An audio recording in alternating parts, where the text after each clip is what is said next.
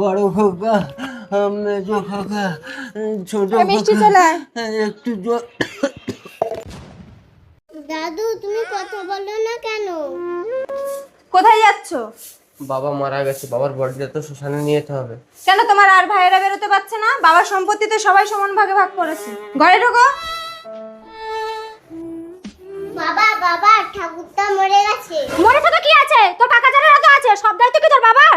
দায়িত্ব আর কোথায় নিতে পারলাম? বাবা বেঁচে থাকতে তো এক মুঠো ভাতও খেতে দিলাম না, না খেতে পেয়ে বেচারা মারা গেল। তার মানে তুমি কি বলতে চাইছো তোমার বাবাকে আমি খেতে দেই না? এই মেজদা, বাবা এখানে মরে পড়ে আছে, তোরা এখন কেউ ঘর দিয়ে বেরোচ্ছিস না কেন? তোরা তো এতজন আছিস, জান আমাকে কি যেতে হবে? ঠিক বলেছ। বাহ, বদা দেখিচ্ছে তো কে, তুই দেখাচ্ছিস আমাকে, তাহলে বডি থাক, পরে আমি চলে যাচ্ছি। হ্যাঁ হ্যাঁ যাও, সব টাকা কি আমাদের নাকি? বাবা সম্পত্তি তো সবাই সমান ভাগ নিয়েছে। এই চলে আসো। কিরে গোপাল, তোর কোনো ছেলেই তো বেরোচ্ছে না। জানিস আমি যখন মরে গেছিলাম আমার একমাত্র ছেলে স্বর্গরত করে পোড়াতে নিয়ে গেছে। কানাই, তোর এক ছেলে বলে তুই না আমাকে একদিন বলেছিলি আমার এই ছেলে না দেখলে ও ছেলে দেখবে, ও ছেলে না দেখলে সে ছেলে দেখবে, আর তোকে দেখার কেউ নেই।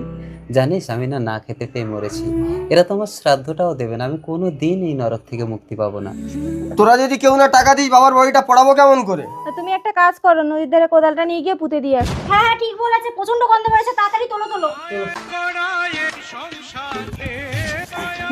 বলো হরি, হরি বল, বলো হরি। হরি বল। কোদাল নিয়ে আমাকে নদীর ধারে পুঁতে দিতে যাচ্ছে।